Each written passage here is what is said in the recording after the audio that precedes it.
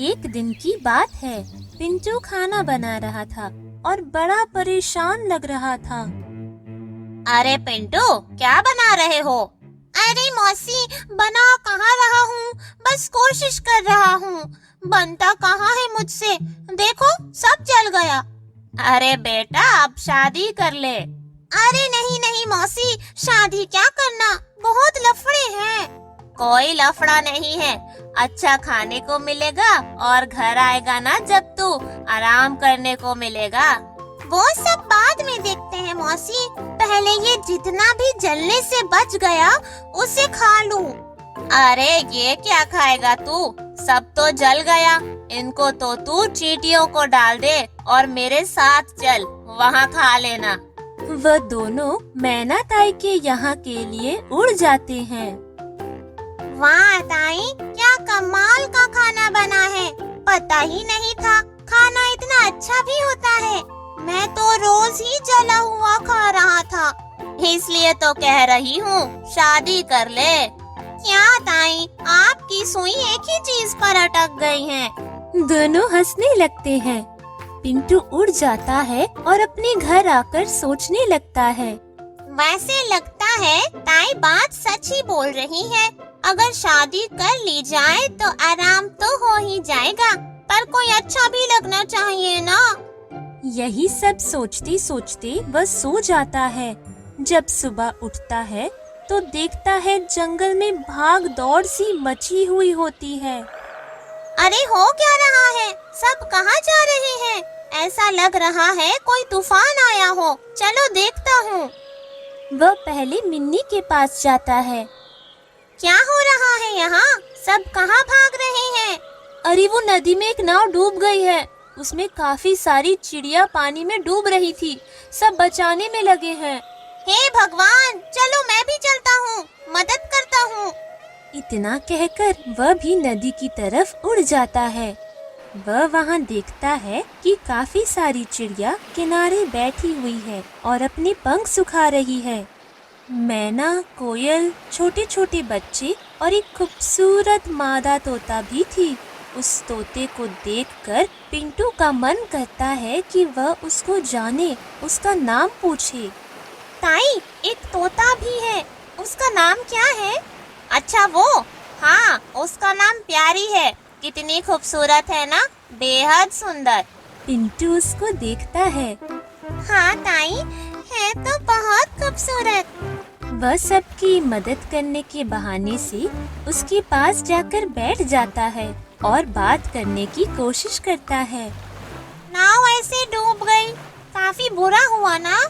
प्यारी कुछ नहीं बोलती। पिंटू वापस कोशिश करता है। पर यह अच्छा हुआ कि सब बच गए, है ना? आपको शायद ठंड लग रही है, मैं कुछ लेकर आता हूँ। अरे पिंटू, कहाँ जा रहे हो इतनी जल्दी में? अरे ताई, वो प्यारी है ना, उसके लिए कुछ लेने जा रहा हूँ, ठंड से कांप रही है। मैना ताई कुछ नहीं बोलती, बस मुस्कुरा देती है। वह समझ जाती है कि पिंटू को प्यारी अच्छी लग रही है। पिंटू जाता है और सभी बचाए गए पक्षियों के लिए खाने को लाता है और सोने की व्यवस्था भी करता है। धीरे धीरे प्यारी उसको पसंद करने लगती है। आप क्या इसी जंगल से हैं? पिंटू खुश हो जाता है कि प्यारी ने उससे बात की। वह उसके साथ शादी के सपने देखने लगता है। मैना ताई को भी प्यारी अच्छी ही लग रही होती है। अरे कुछ बताओ प्यारी अपने बारे में। ज्यादा कुछ है नहीं बताने को।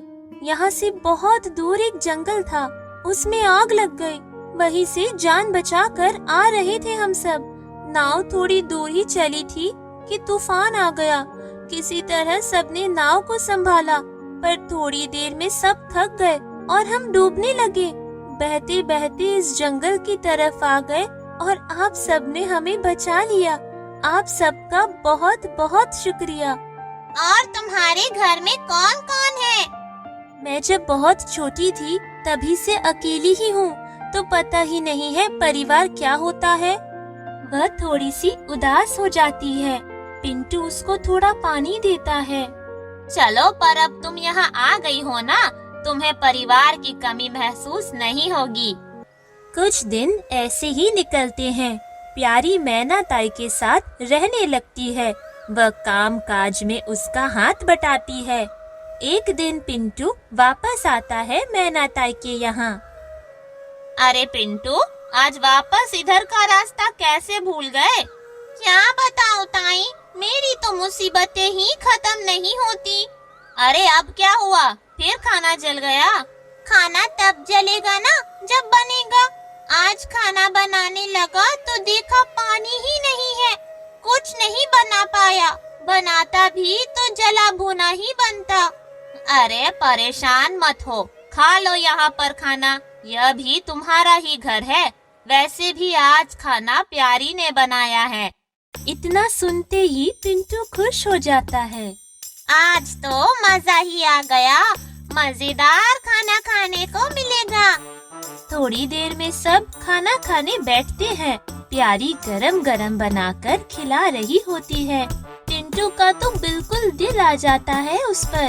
खाना खाने के बाद वह अकेले में मैना ताई से बात करता है। ताई, यह कुछ बोलती है क्या?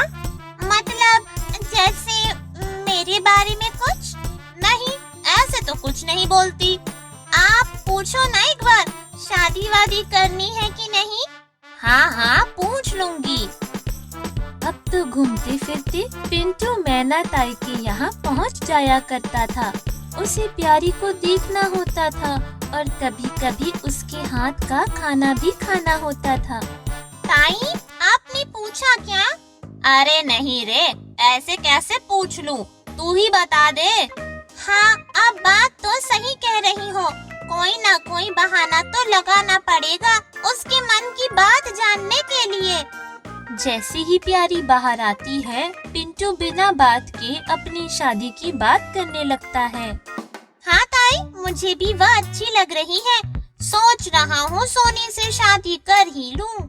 मैना ताई समझ जाती है कि पिंटू प्यारी के मन की बात निकलवाने के लिए नाटक कर रहा है। वह भी हाँ में हाँ मिलाने लगती है। हाँ हाँ, मुझे भी सोनी अच्छी लगती है भी अपने जंगल की, कोई परेशानी भी नहीं होगी। प्यारी बहुत ध्यान से सब सुन रही होती है। तो फिर ताई, मैं उसको हाँ कर देता हूँ। अब और कोई है भी तो नहीं। इतने में ही प्यारी बोल पड़ती है तो सही, पर आपने ना कभी पूछा, ना ही कभी ध्यान दिया। क्या सच?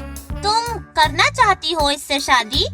हाँ ताई, मुझे तो ये तभी से अच्छे लग गए थे जब मैंने इनको सबकी मदद करते हुए देखा था। जल्द ही यह बात सबको बता दी जाती है और पिंटू की शादी बहुत धूमधाम से हो जाती है।